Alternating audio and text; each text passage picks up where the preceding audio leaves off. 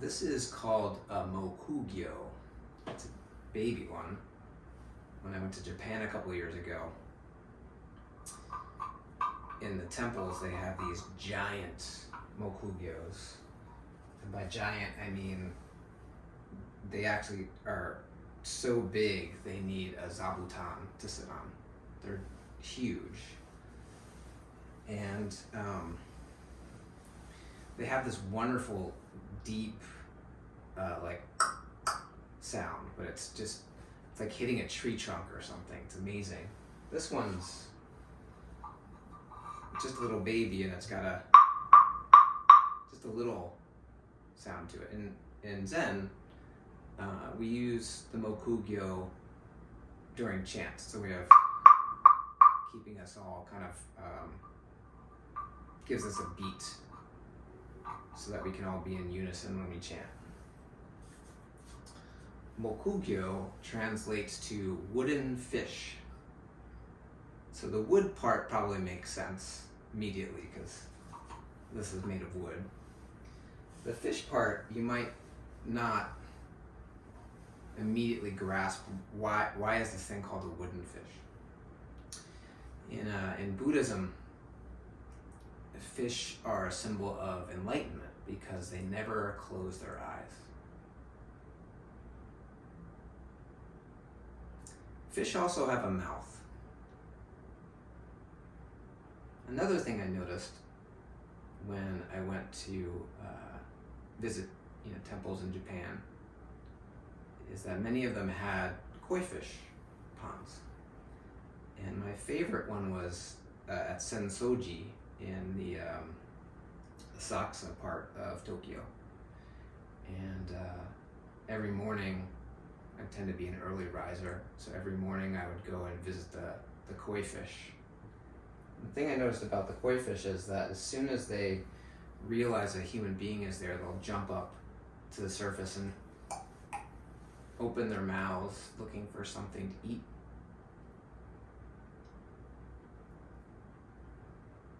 Some of them are huge, and koi fish can live some of them into 50s, 60s, 70s. I think there's been some that have been over 100 years old. So they're really resilient fish. And they have these greedy mouths. Our awareness, our consciousness is very much like a fish. It has eyes and it has a mouth. And the mouth is greedy. And it's easily confused between nourishing and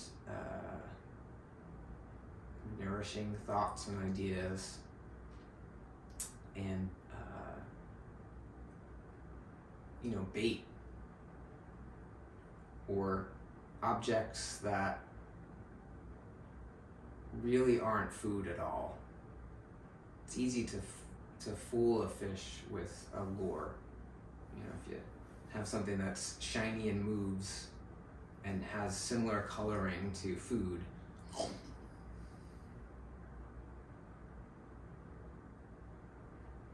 most of us, when we're kind of learning about what to do with our awareness, are taught that what we should be doing is training our mouth of awareness to only bite down on food, nourishing things in the water of awareness. But even nourishing thoughts can become dangerous because there's always a hook. Always a hook.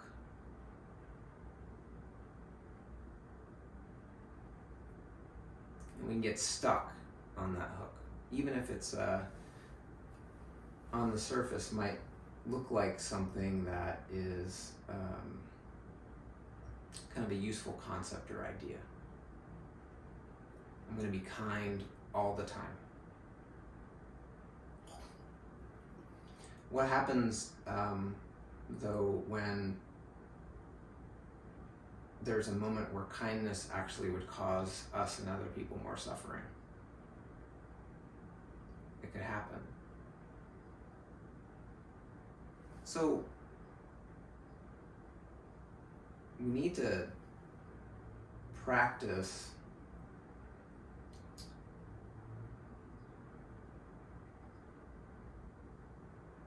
opening our eyes of awareness. The thing about eyes, go back to that metaphor of a fish, is even when the mouth is, the eyes are still open. We can know when we're grasping and our greedy mouth of awareness is trying to chomp away, satisfy itself with ideas. And we'll never stop the mouth from being a mouth. You know, that part of our awareness is always going to be hungry for, new thoughts to chomp on. But when we become more aware of that, we get a choice about whether or not we're going to chomp down on an idea, or even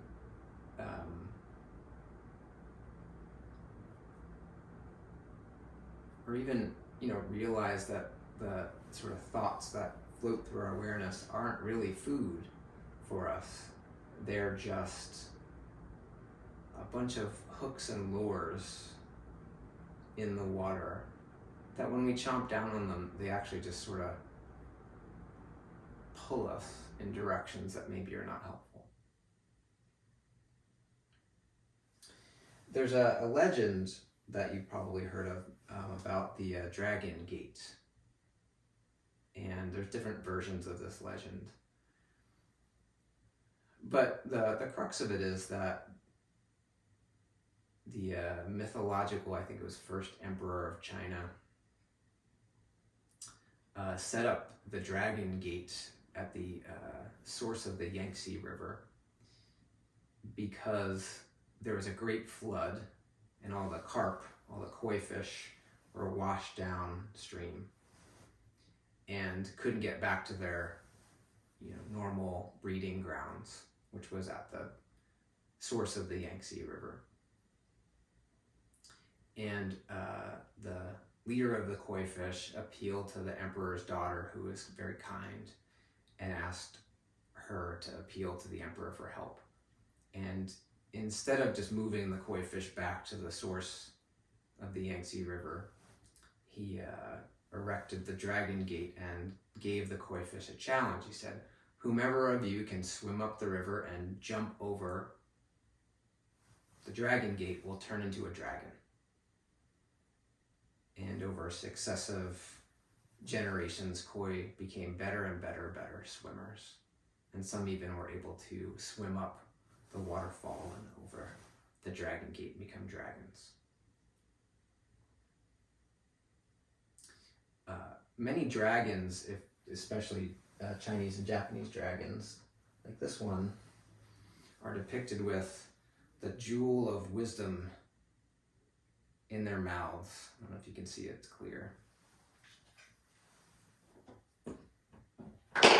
And the thing about having a big jewel in your mouth is can't really eat or chomp down on anything else.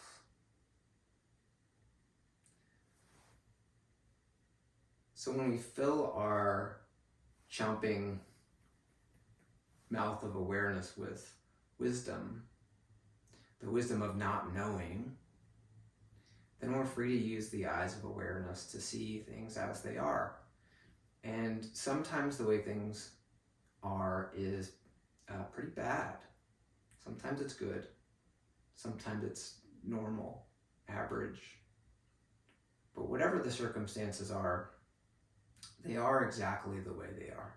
There's no way around it.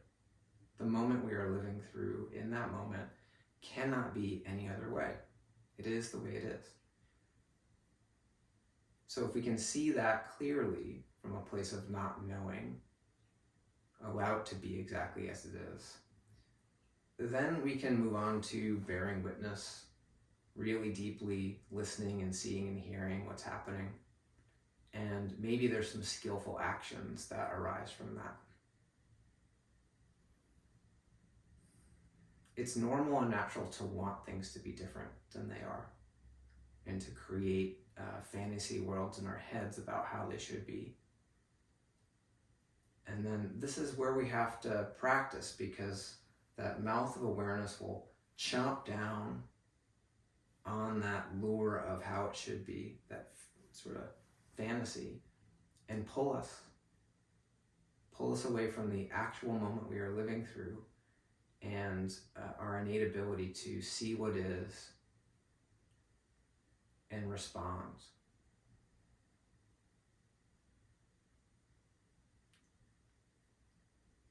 So be aware of your greedy mouth of awareness, and cultivate seeing with your eye of awareness. Even if you are chomping down on a tasty thought fantasy of how things ought to be.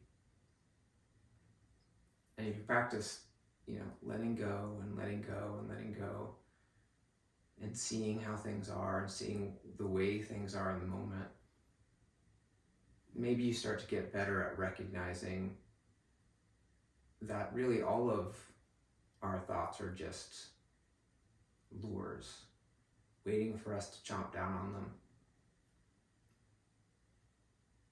And if we can see that, if we can really embrace not knowing, and fill our mouths of awareness with the jewel of wisdom, then maybe we can swim through and navigate whatever circumstances we are facing.